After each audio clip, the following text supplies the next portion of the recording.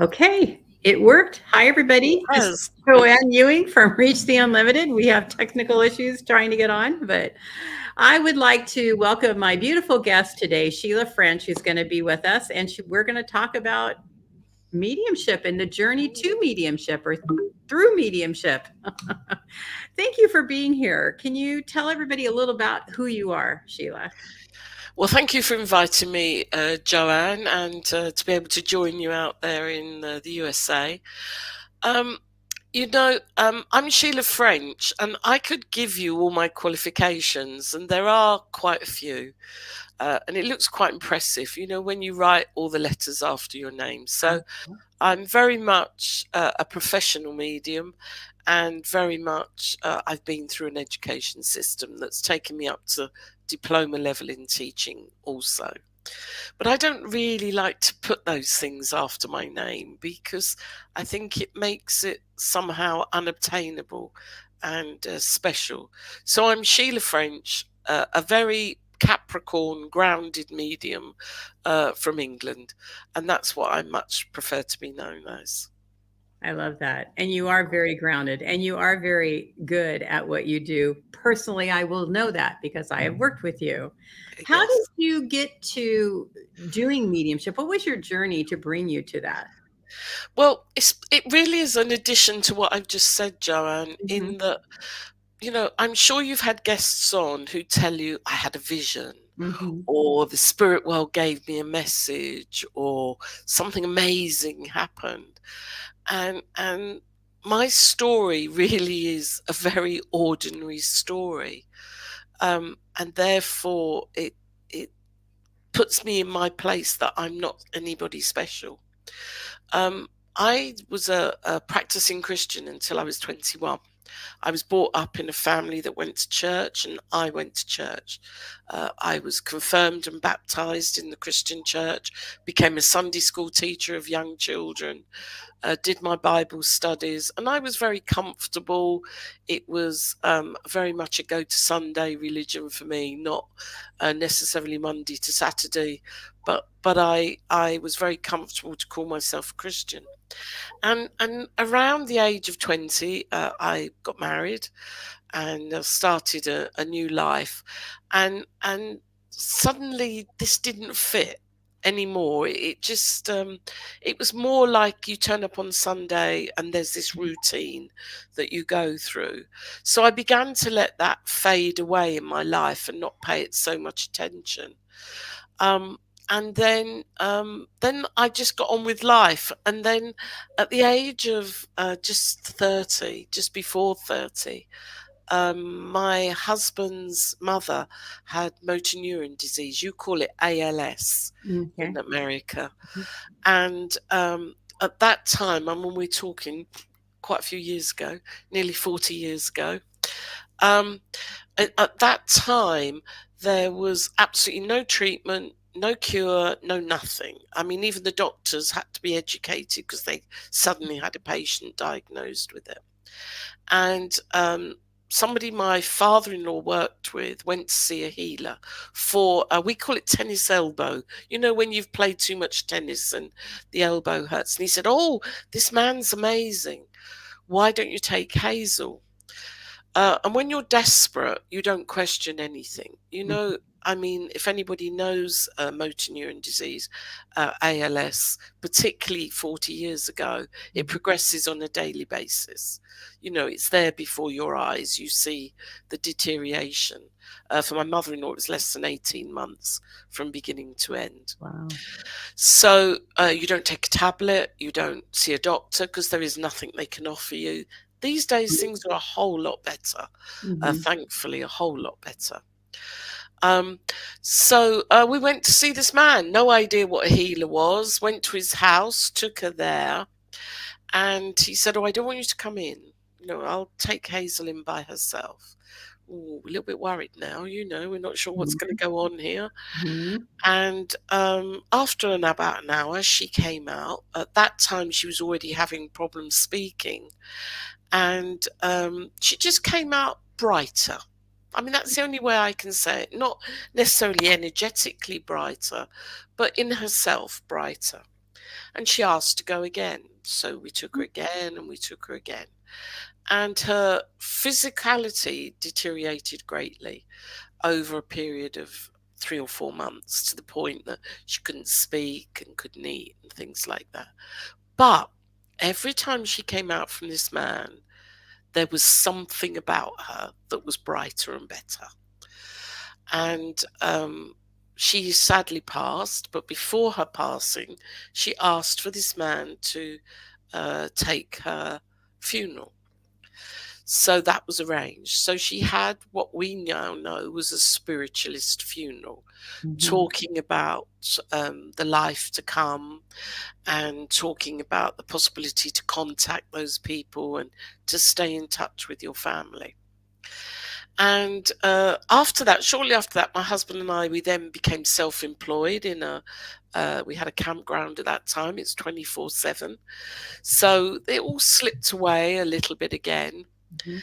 And then I was working physically very hard, and I had a very bad back injury from working physically hard in the business. And I went to see a chiropractor.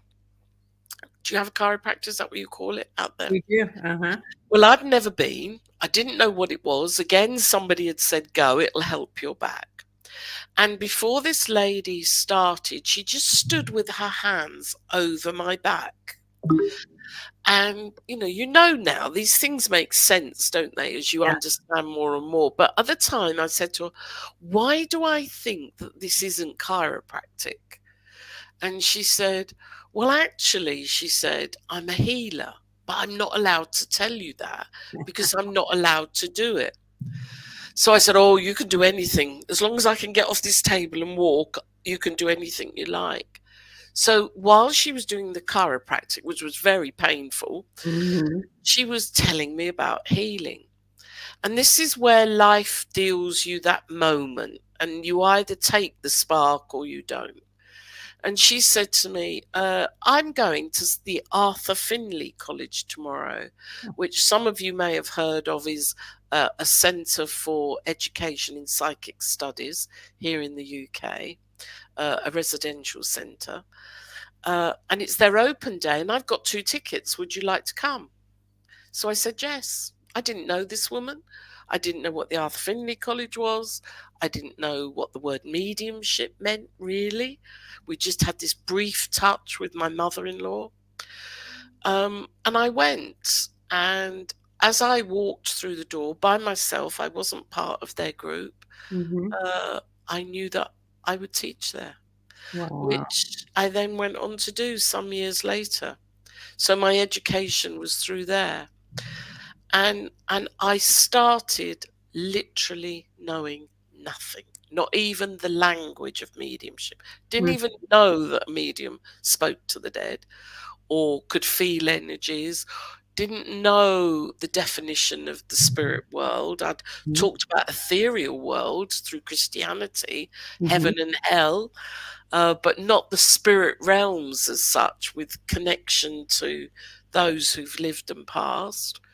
Um, People around me were talking about expanding their auras. I had no idea what an aura was. All these, every coffee break, I was looking things up in the dictionary. And I bought the encyclopedia of psychic words just so that I could look things up. And then I tried to look intelligent the rest of the time, as though I knew what I was doing. And it all began from that chiropractic treatment, really, and that day at the Arthur Findlay College. And I literally started from nothing.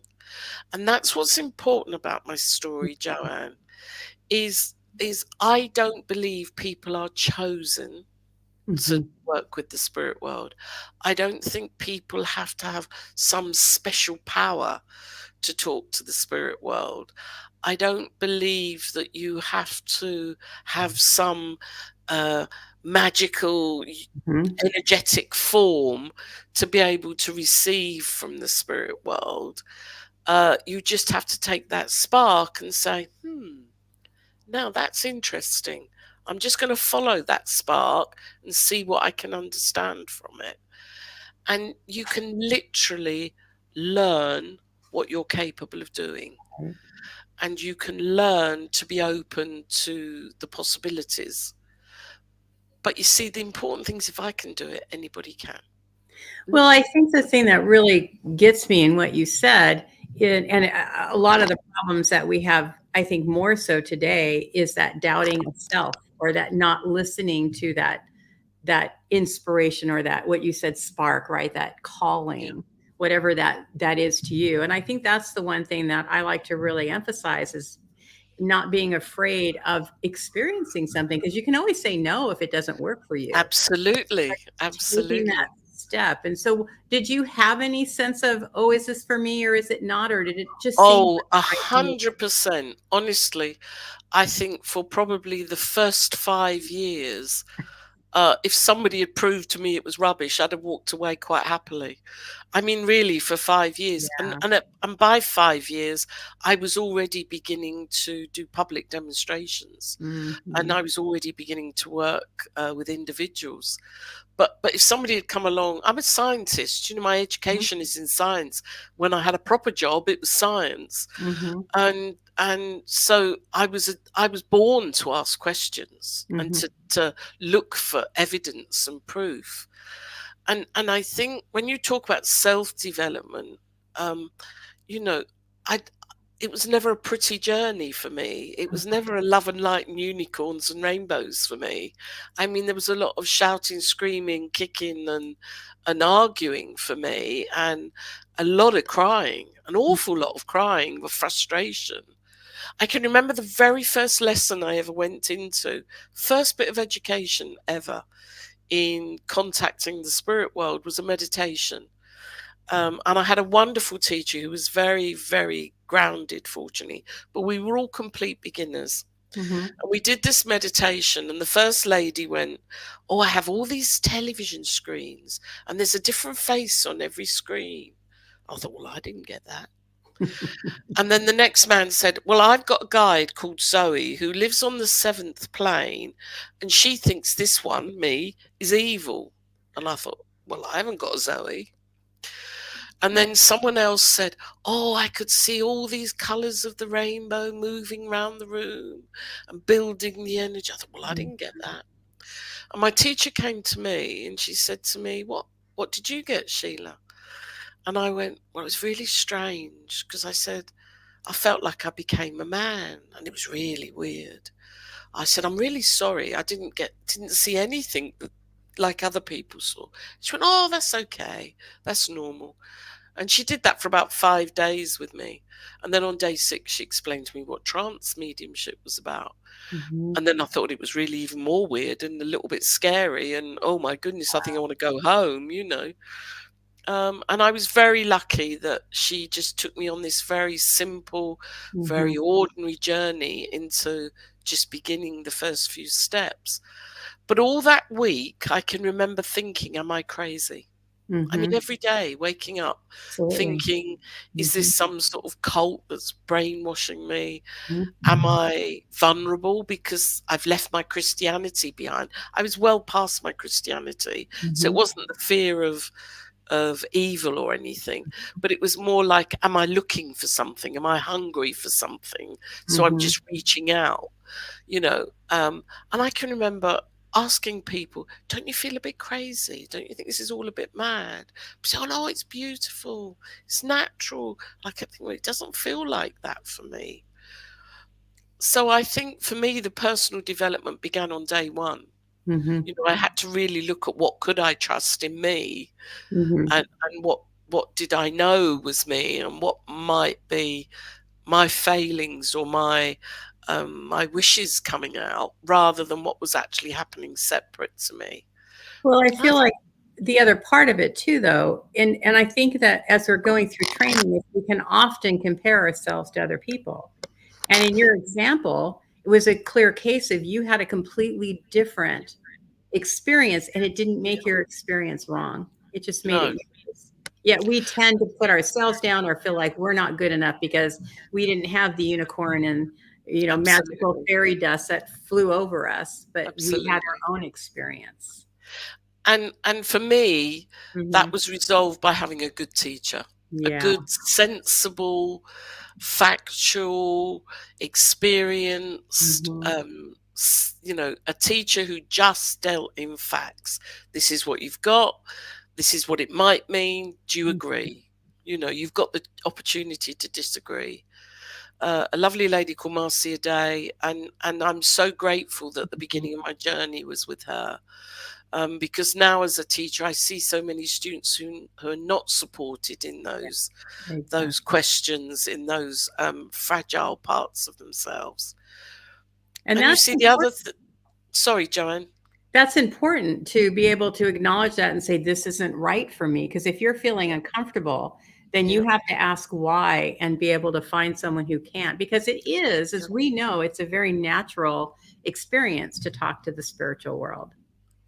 I think I think what's often forgotten both by students and teachers Hmm. is that the student is vulnerable. Yes. Hmm.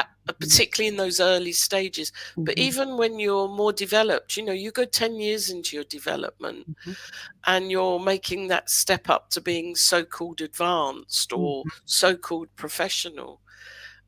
So many people are still Hmm. um, damaged by just an idle comment. Hmm. Oh, you were better last time I saw you. Can do Yeah. so much damage to Mhm. someone who's very vulnerable and very fragile within their development. And you need, at whatever stage you're at, to constantly have someone you trust Mhm. that you can talk things openly and honestly with. That's not always easy to find, is it, Joanne? It's not. And, being years into it now, and I still go through those days where you're just like right on and days where you're not. And it's being able to accept that we're a human being and sometimes our own, like, what I've been going through and Mm, how it's really affected me in a lot of different ways in my yeah. connection to spirit. It doesn't come from spirit though. It No. comes from me. It's coming from my just being able to assimilate or be able to overcome or rise above it or whatever I Yeah. have to do. But Yeah. we still doubt and we still question. How did you get through that eventually, that doubt part of it? And For me, it was the relationship I built with my. I don't like the word guide. I call him my teacher in the spirit world, Mhm. because when we start talking about guides, it gets a bit floaty and a bit. So I have a relationship with an individual in the spirit Mhm. world who I've known virtually my whole Mhm. development, and we talk about it, Mhm. and we talk about it in a very ordinary way. I've been known to swear. Mhm. I've been known to tell God I'm giving him the sack. Mhm. He's not doing his job properly. I've talked to the teacher, and spoken about, how I don't like certain people and the way they behave. I don't I don't live my spirituality through this. I need to be perfect and love and light. I can't. Right. I'm just a real person, so Right. I can't. And because my work improved when I was honest, Mhm. I then began to trust it. You know, um, and so when something went wrong, not so much in my work. I've been very fortunate in my Mhm. work that it tends not to happen publicly. It happens to Mhm. me personally, the Yeah. challenges, Mhm. on a spiritual level. And when those things happen to me, I'm just honest. You know, I'm really not happy about this. And what am I going to do about this? And what have I got wrong with this? And for now, I can't work. You spoke about your life, Joanne. I'm comfortable to say on here, I've had the worst 18 months of my life ever. You Mhm. know, nobody has to put poor you, because Yeah. I'm really on the right side of it. Mhm. But in less than 24 hours, I became completely paralyzed. I had a condition in my spine that meant I became completely paralyzed and had to have two surgeries, which I may not have walked again. Then I was just beginning to get my confidence from that. As you know, my husband was very seriously ill, where he died 30 times in 10 days. We're Mm. only just coming out of that dark tunnel now. And Mhm. I worked. I carried on working You did. through Mhm. all of that. Mhm. And it was only about last September, October, that I realized that I don't I don't know what a breakdown is. I'm a Capricorn. You know, you don't have time when you're a Capricorn. But I certainly was under huge mental stress, huge, much more than I'd accepted or realized. Emotionally, mentally, I couldn't function. I Mm-hmm. was still working, but mentally, everything became very, very hard work, very exhausting, and a great deal of confusion. And I made the decision to cut back on my work by more than 50%. And I consciously cut my work back by more than 50% to give myself time for recovery. And that's taken 6 months. And I can honestly say that I feel more back in my power than I have Yeah. done for 18 months. So I carried on working, and I did a lot of work teaching, private sittings, Zooms, as you know. Mm-hmm. And I've had to think long and hard, did I do any damage to anyone else during that time? Mm-hmm. Because the spirit world cannot give me the words. The spirit world cannot stop me working. The spirit world can't put a big sign up that says, Sheila, you shouldn't be working. Mm-hmm. That's all my choice. Right. So if I say we're working, they're saying we're here. We'll Exactly. work with you. So the responsibility is entirely mine. And I've Mhm. really had to question, did I do okay during that 18 months, you Yes, know? you did. I'll tell you, Well, you thank you. I only saw you for part of it, but thank you. but what I love about it is one giving yourself permission because you're right, and I've done that too. And I think that's a fallacy that we can't have a honest human conversation with the spiritual world about what we're Yeah, experiencing because they yeah, care about yeah. what we're going through. And I know a lot of people, you can't do that. You can't talk to them that. Yeah, because they know and understand what we're going through, but also being able to give ourselves the breaks that we need. And I've done the same thing. If I show up and I know that I'm not 100%, I just totally rely on spirit because it's not me anyway. Absolutely. It's just whatever you need me to do, I will be the mouthpiece to that. And we have that agreement. That's where the trust comes, I think, from Mhm. that relation. But Absolutely. Joanne, how many people do you know in life who say, the spirit world made this happen, or why didn't the spirit world stop this happening? Yeah. You know, a very, very good friend of mine, when I had this, it happened very suddenly to me. I'd had a bad back for many years, Hmm. and then just one day it was really seriously bad, and by the time I was at the hospital, I couldn't Hmm. walk. And a very, very dear friend of mine who really believes in the spirit world and trusts in the spirit world, she wrote to me and she said to me, I've had very strong words with Light. Light is my teacher in the spirit world. Hmm. It's the name he's known by. She said, and I've told him, what's he playing at, letting this happen to you? And I had to write back to her and I said, look, Fran, he can't stop me digging the garden when my back's bad. He can't stop me climbing the ladder when I know my disc is being damaged. You know, he can't stop me. He can't make me take painkillers when I don't take them. I said, so it's not the spirit world's fault. It's my fault that I've got a bad back. Hmm. But then she said, oh, but if you can't work, everybody will suffer. So they should look after you. And I said, if that was possible, and forgive me if I offend any of your lovely people on here tonight or whenever they watch this, if that is possible, that they can save Sheila French from paralysis, then surely they can stop the hand that hits a child or the Hmm. bullet that kills a man. Hmm. Because that child and that man who's about to die is more important than Sheila French and her back and her mediumship. Hmm. But there are so many people who lose the trust Hmm. because something goes wrong in their life. Why Hmm. didn't the spirit world tell me? Why didn't the spirit world stop it? Why did the spirit world let it happen? You know?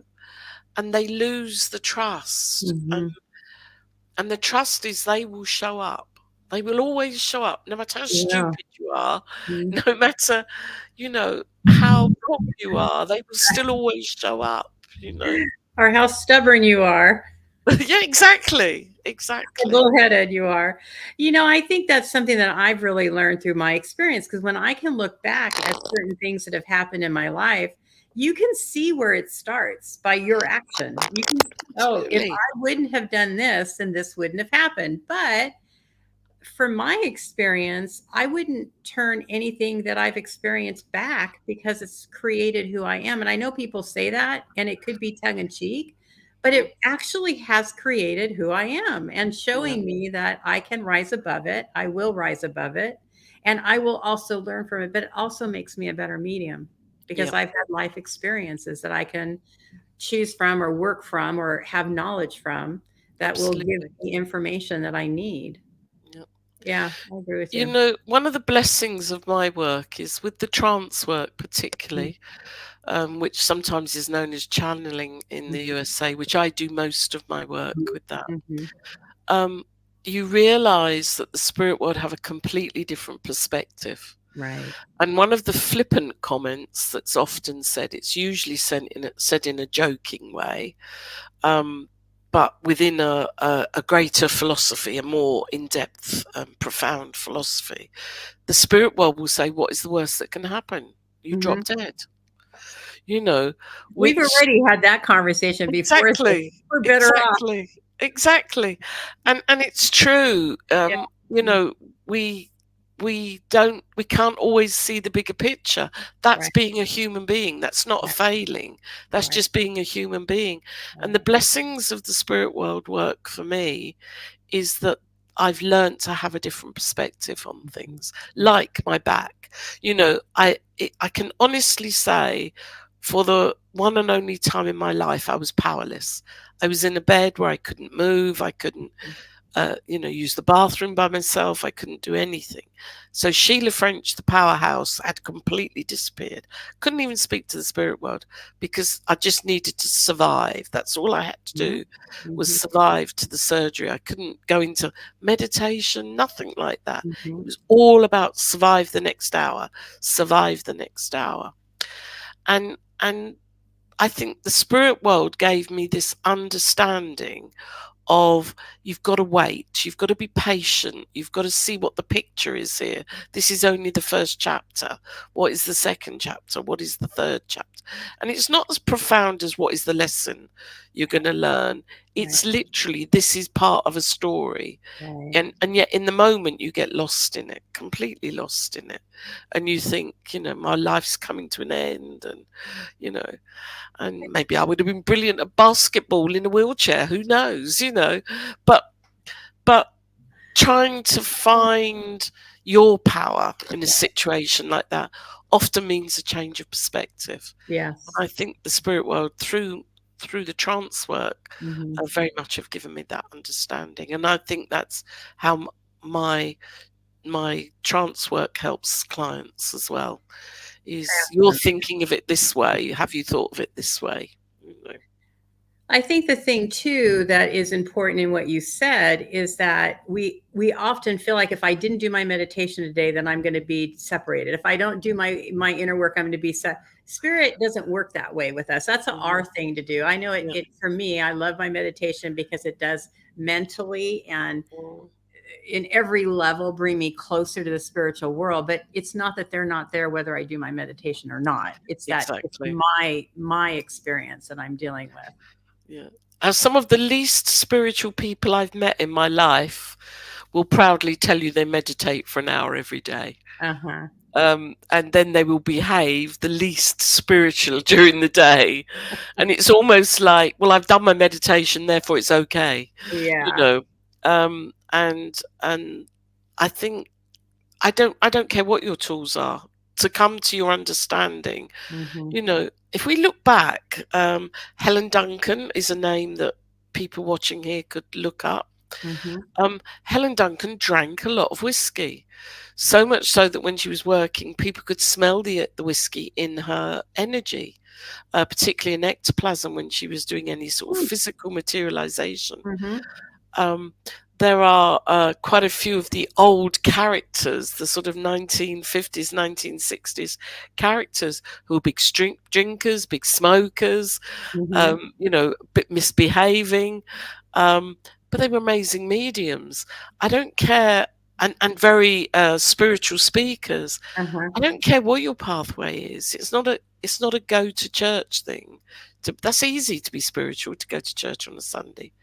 I tell you, Joanne, find me a cave with a toilet. It's got to have a toilet because I can't be spiritual without a toilet. Find me a cave with a toilet. I could be the most spiritual person in the whole wide world.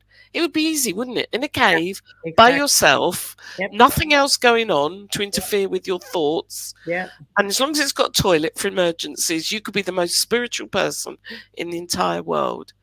Try being spiritual in the ordinary world. That's the challenge. Exactly. It is. And that's not always pretty. It's not always being pretty. But if you say something bad, it's understanding the consequences, even if you don't have a chance to apologize for it. If your behavior has a detrimental effect, understanding, did you mean that? Did you intend that? Or was it an accident that it had a detrimental effect? And they're the long nights, the long dark nights of questioning yourself and Oh, trusting yourself, absolutely. when So, it goes round oh and yeah. round Oh and yeah. round. So that's an interesting thought, though, because we do know as we're doing our training in mediumship and we're doing our self development, because it all comes from that inner being, that sitting with self, sitting with spirit. All of that's really important. So we're not saying that, but with the examples that you gave, can you still be a strong medium in development today? Um, what if you don't do spiritual development? I think you can be a strong practitioner of mediumship. Does that make sense? Yeah. So you can give a good message Hmm. with good evidence, that can help an individual, Hmm. because it is a technique. Once you've learnt this connection, Hmm. what you do with this connection is purely technique.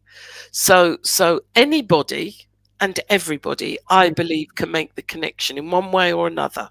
It doesn't matter what name you give it, whether you give it mediumship, Reiki, meditation, whatever. I believe everybody can make the connection. I think to be a communicating medium is just a technique. What Hmm. am I going to do with this connection? How Hmm. am I going to bring it forward for other people to understand it? Hmm. So we can have good practitioners for sure. And we have lots of good practitioners who don't have a spiritual bone in their body. Hmm. That's very, very negative. Let's say they haven't found their spiritual bones in their body. That's less negative, isn't Yeah, it? yeah, that's You nice. know. Um, but but I think the effect that medium can have on those people around them, the change they can bring about in the world, Hmm. I think that's where the spirituality comes. So let me give it as a really simple, basic example. The medium who comes off and says, "Wasn't I amazing tonight? I gave this name, this address, and this telephone number." That's just incredible mediumship. Wasn't I amazing? Hmm. Will not have the same effect as a medium who comes off and says, "Did you feel the love of that mother for her daughter? Wasn't that love overwhelming?" You know, Yep. they will both have an effect. They could both have a positive effect, Hmm. but they could both have a different effect. So I think you can be a powerful medium if you're going to say being powerful is quality evidence or quality usefulness. Joanne, he's sadly passed away now. I shouldn't say sadly, but I used to like talking to him. My neighbour was a famous spy Hmm. in the war, in the Second World War. And spies were measured by how useful their information was, not how much information they got, but how useful it was. And he was one of the best, absolutely one of the best. Hmm. So he might have got a lot less than other people, but had the greatest effect on the war. And I think mediumship is very much like that. Yes. Right now, we're in a commercial world of mediumship. I'm Hmm. a professional medium. I've earned my living now for much more than 25 years. It's been Hmm. my full-time job for more than 25 years. So I do believe that mediums can earn money and make it their job.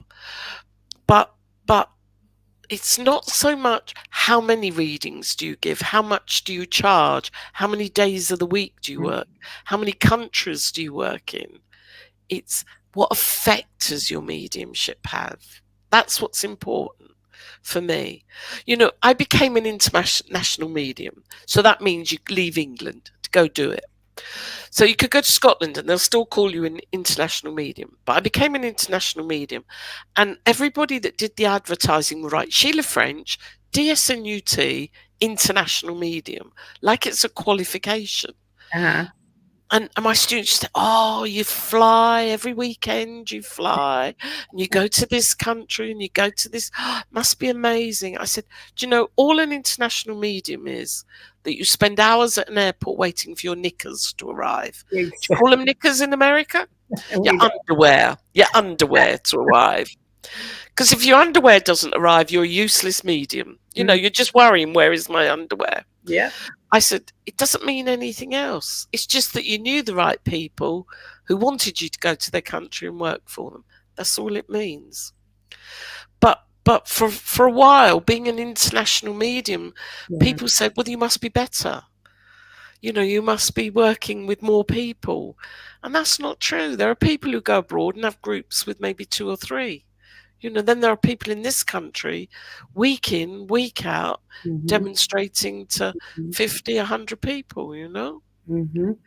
I love your analogy, though. That is about the spy and the information. That's really a good analogy for Yeah, good mediumship because it's the absolutely. quality of the message, the information that you give. It's not the details, it's not the numbers, the facts, the figures. It's that essence, it's that connection. How talk to people a little bit from your experience how mediumship actually is healing? Because I know there's a lot of people who are like, okay, you gave me a mediumship reading, but I don't see the healing to it. Well, I mean, to me, we have to define the word healing Mhm. because, you know, there's a long sort of intense discussion, really. But for me, a fine act of healing could be to accelerate someone's death. If you're Mm. actually trying to heal the Yeah, physical, I hear you.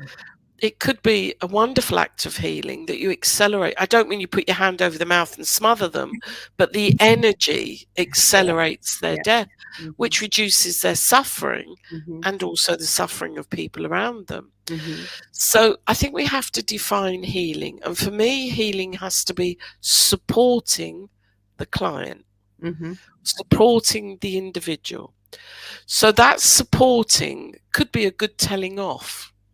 You know, I once gave a reading to a very dear friend of mine and a student of mine, and her grandmother came and really gave her quite a telling off. And I said, well, that's a bit strange. And I've never had a reading like that.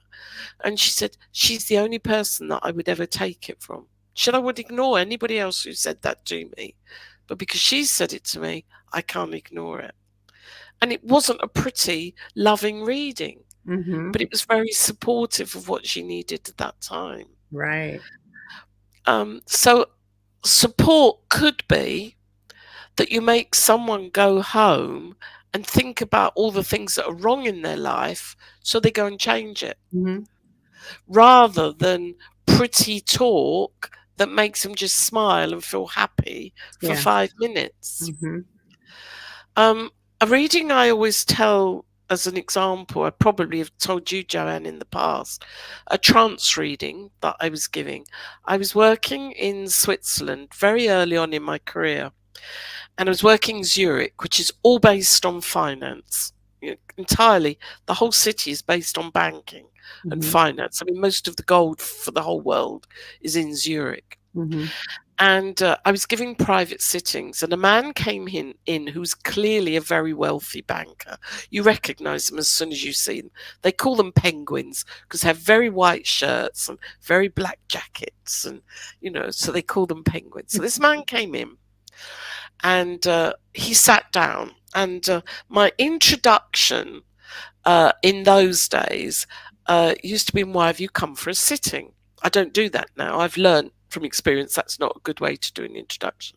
And he said, oh, a friend of mine has been to see you, and he said, you need to see this English woman. So I gave him a trance sitting, and to cut a long story very short, There was very little speaking. But at one point, the spirit world said to him, "You know that you are loved and you deserve to be loved." And the man began to cry. Now, this man was huge. He was built like a mountain. He was so tall. And when I say he cried, he really cried. I mean, it was howling, crying. And there were no more words from the spirit world. And I worked with technique and I kept myself from panicking and waited. And towards the end of the sitting time, the spirit world brought it to a close. So I said to this man, "I'm so sorry, that's never happened to me. My sittings are usually 30 minutes of talking." And he said, "No, you don't understand." He said, "In my job, I cannot show a weakness or I will lose my job. Someone else will get it. It's such a pressurized job." Mm. And he said, "I needed somewhere safe to let go." And he tried to pay me twice. I'd already got paid because he'd booked it. And he tried to pay me again. He said, "It's exactly what I needed." And that man cried probably harder than anybody I've ever seen, Mm-hmm. and probably went out feeling a little bit not good. I mean, it was that sort of traumatic cry, but exactly what he needed, Huh. exactly the support he needed. So I think we have to be careful, Joanne, what we call healing. Mm-hmm. And and I think with evidential mediumship, which is how you ask the question, Mm-hmm. too often the mediums are busy proving how good they are at their job. Exactly. Mm-hmm. That's not necessarily an ego thing. That's also because they think that's what clients need, Mm-hmm. rather than being an ambassador for the spirit world. And What does the spirit world want?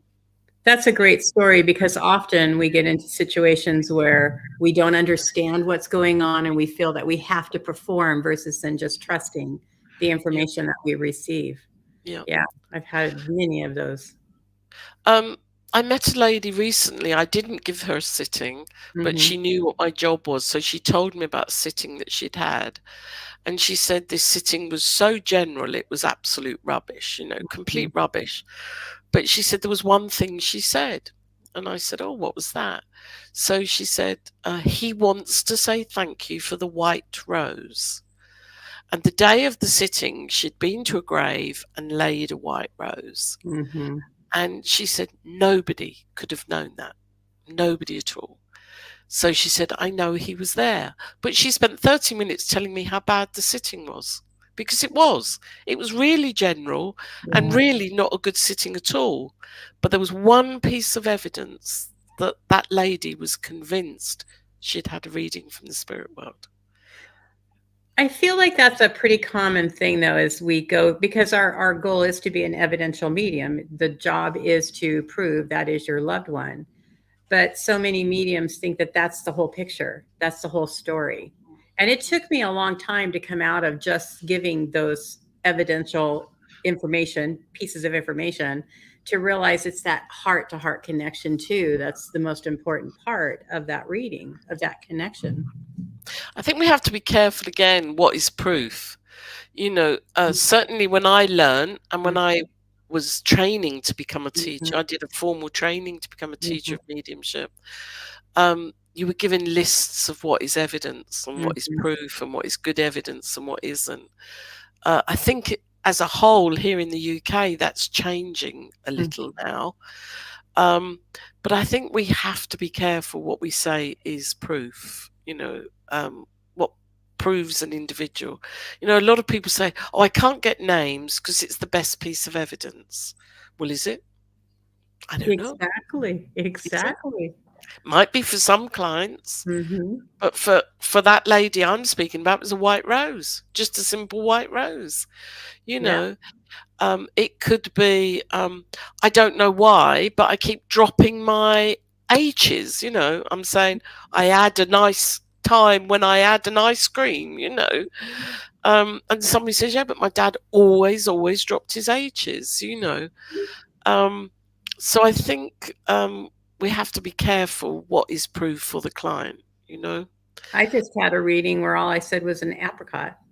Yeah, It was just the word apricot that was so significant. We Yeah. never, and if I wouldn't have said that, Well, it really, more and more now we have clients who are expecting code words. You know, yes, before someone's died, when you come back, say a code yes, word. yes, And if your client should mention that to you, crikey, that gets in your brain. You know, they're looking just for this one word. You've got yeah. to then put it aside and just let the spirit world do their job. And well, Mhm, if you get it, you get it. If you don't, you don't. mhm, But I think evidence. You know, we've got educated clients now. When mhm, I started all those years ago, um, really, it's a long while ago now, nearly 40 years. Um, Clients were a little bit afraid of mediums. They wouldn't yeah, dare question a medium. They hardly spoke.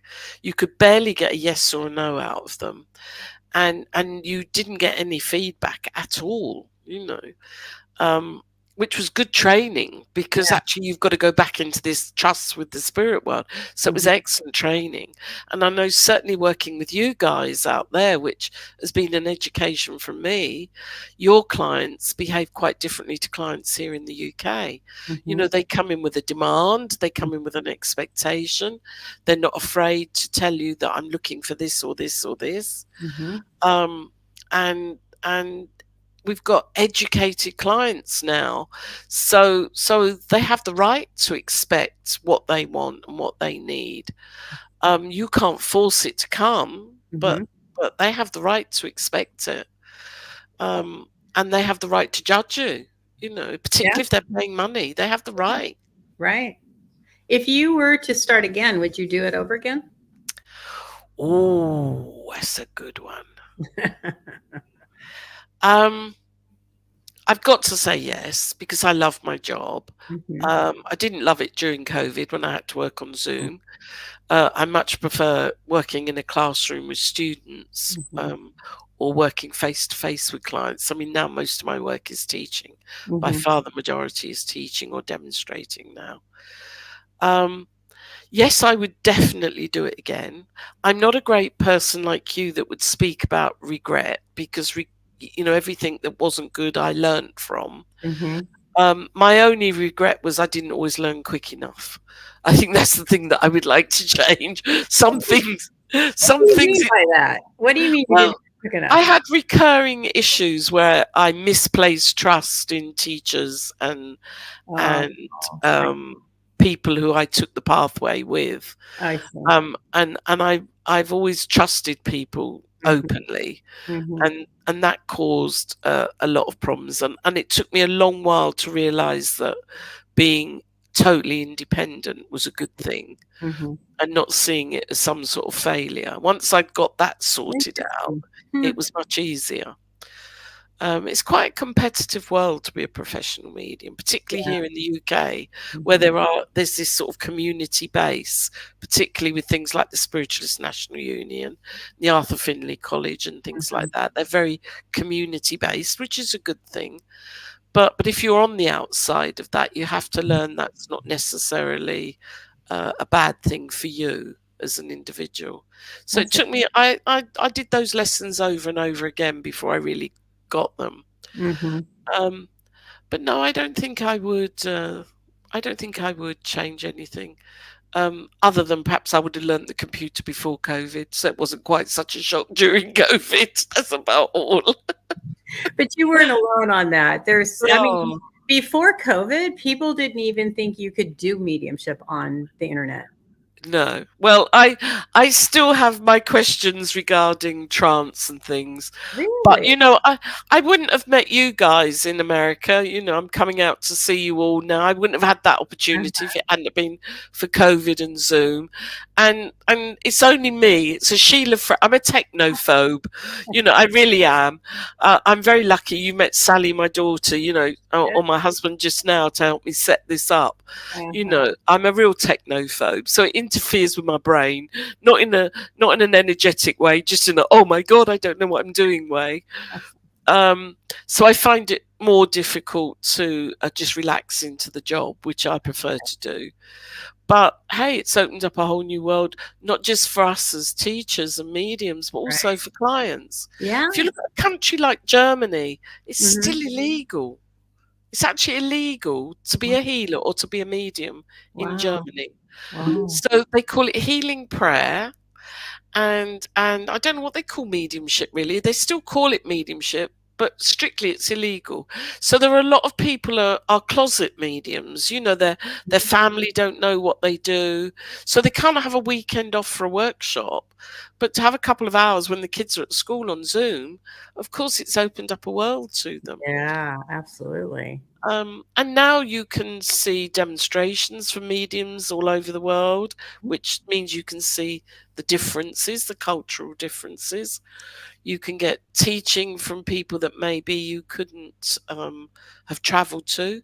Hmm. So you can see the differences with that as well. So, I'm just glad I'm a bit of a dinosaur, really. I'm getting to that stage in my life. I don't have to sort of panic about these things. If I was 20 years younger, I'd have to work a bit harder at them.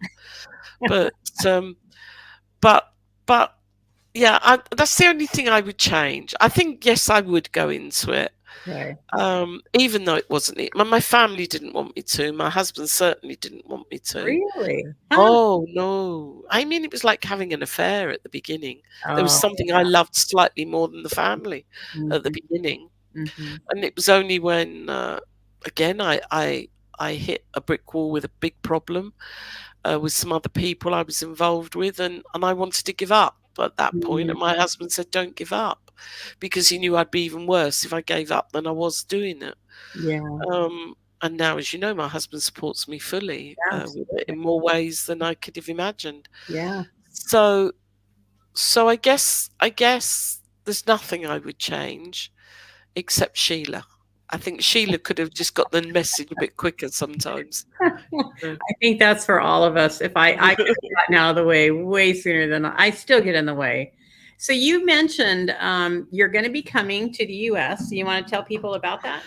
Yes, I am. Big adventure for me to travel that far by myself. I keep checking the ticket to make sure I've booked the right plane and I've got all the bits of paper that I've got to bring.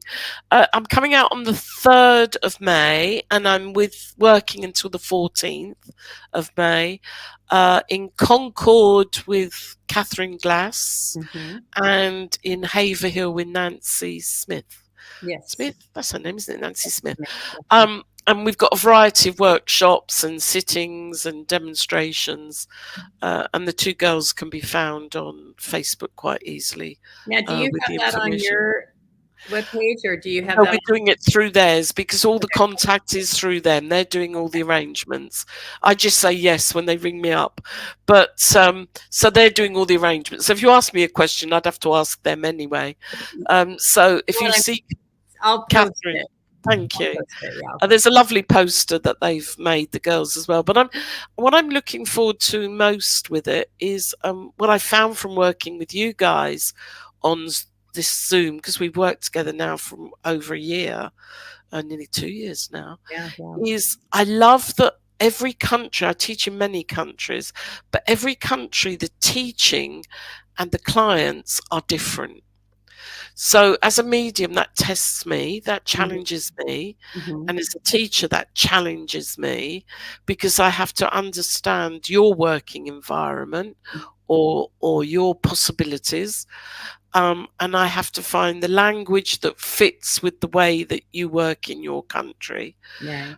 And I think that's really important because for many, many years, it was always a one size fits all. Hmm. And it was seen that UK mediumship was the best just because we had it very established. Yeah. You could see a church, a spiritual church in virtually every town. Not Hmm. so much now. But it was seen as being this elitist form of mediumship. But actually, it's just UK mediumship. Yeah. And I teach in Switzerland. And Switzerland, of course, is French, Italian, German, and a bit of everything. And if you're in any different part of Switzerland, the teaching is completely different. Wow. The understanding is completely different. So a lesson I would teach in the German part, I wouldn't necessarily be able to teach the same in the French part. Hmm. And that I love. I love that challenge. I love that individuality. Hmm. And then you have to get to know the students, particularly in a classroom. What is their background? Mhm. The very first time I went to a teacher group in Switzerland was with a dear friend of mine who's a pastor of the spirit world, and she worked for the World Health Organization, WHO. So all her friends were from WHO. So the very first class I had was about 16 people. There were people there from Ireland, from Spain, from Italy, from Honduras, from Haiti, Bali. I mean, every culture you could think of who knew nothing, they knew nothing about mediumship. So I opened my introduction by saying, we're going to do a meditation and I'm going to use the word God. Immediately, I said the word God, it started. Oh my goodness. What do you mean by God? Who's God? Which God? Where God? How God? Okay, we won't do that meditation. We'll do a different one. But the girls from Haiti, of course, their religion is voodoo. Yeah. Because voodoo isn't a negative, it's Mhm. a very spiritual belief system. But of course, it's portrayed as very negative. But of Mhm. course, they really want to know which God we're talking about. You know, we're talking about the dark or the light. Um, and I think very much with mediumship, you know, we talk to. Uh, I can remember Italy when you went to Italy 25 years ago. A class wouldn't start until 11:30 because they would have to go to confession before they came to class. You would think they would have to have gone after. Absolutely. They'd go to confession, then we'd start class. Oh my god. Because that's their culture. Yeah. That's their need. They need permission to do it. Oh And my you can't say, no, that's wrong. right. There's nothing evil. You've got to say, okay, that's okay. Yeah. That's all right. As long as you feel happy to come to class, that's all right. Yeah. And if you change your mind later and you don't go to confession, well, you know, maybe you'll realize that your head won't fall off. But Exactly. but you have to accept that as part of the teaching, you Yeah. know? Mhm. Oh, I love Uh, so so I like the challenges that gives everybody personally, Joanne, you know? yeah, yeah, I agree with you. What would be your last your golden nugget you would like to leave everybody? Oh, that's Big easy. question, but Seriously, that's easy. good. What is that? If I can do it, anybody can do it. Oh, I love And that. and if I can do it well, anybody can do it well. And don't let anybody tell you anything differently Mhm. or show you anything differently. Mhm. Seriously. I mean, I really honestly mean that from the bottom of Mhm. my heart because I wasn't a perfect student. It wasn't a perfect pathway. It wasn't unicorns and rainbows. It was hard flipping work. Mhm. And I I believe I'm good at what I do now Mhm. and successful, you know, as a professional at what I do. But I worked hard. I had a lot of good luck along the way, you know, opportunities along the way. But seriously, anybody who wants to do it, do it. Anybody can do it. And just give yourself the time to get that trust. And with that trust, you can do anything, you know. Absolutely. I believe Lose too many good people, Joanne. I know. We really lose too many good people, either to life being difficult Mhm. or to lack of support. Yeah. Just because people are famous and have got letters after their names doesn't mean they're any better than Yep. some anonymous person in a small town doing Mhm. amazing work for the Mhm. spirit world. You know, Yeah. Yeah. it's just a job. Mhm. It's a very wonderful job, but we're not special. Right. We're really not That's special. No more special than anyone else. and all those mediums out there that think you are, listen to that because we're all the same. Oh, All the same absolutely. capabilities, same opportunities. Do you know? And I would come back and do a live thing like this again. Mhm. If people came and said to us, I did this and then I stopped, my Mhm. first question would be why, and I would solve that why as best as Mhm. I can to Mhm. get them trying again. You Mhm. know, Mhm. because we lose too many good people. We really do. You know. And for many reasons, some like Yeah. because it's stressful when well, let me rephrase that. It's stressful when we're trying to make it of something. We're Yep. creating something within our own head or have a expectation of what we should be doing or how we should be doing it instead of just allowing. Yep. but it can be really stressful. And a lot of people then feel like, is this real? Am Or I I'm a failure. up? Or Yeah, yeah, or I'm a they're saying, failure. yeah, And they're not. God, It's just being a human being, you know. exactly. I mean, you know, if I said to you, let's go climb a mountain, well, we could probably do the first 10 steps, then we'd have to stop for a cup of tea, wouldn't we? You know, but we can do the first 10 steps, and Exactly. certainly everybody Yeah. everybody can Mhm, achieve something, you mhm, know, mhm. and everybody can have that same personal support from the spirit world that you and I know, Absolutely. you know, and if that's all they have, then their life will be better for it. Absolutely. I agree with you. So if I can do it, anybody can do it. That's a Seriously. beautiful Seriously. golden nugget, and it's very true, and I agree with that. It's for everybody. Yeah. Don't put too many limitations. Thank you. Absolutely. Yeah, Thank you absolutely. so much for being here. I It's sure lovely to talk with you again. yeah. Yeah. All right, everybody. If you have any question, comments, please leave it in the chat and I'll get back to that. And thank you all for being here. And please like, subscribe, do all that stuff I never say. And I did today. Mhm. All right. Bye, Thanks, everybody. Joanne.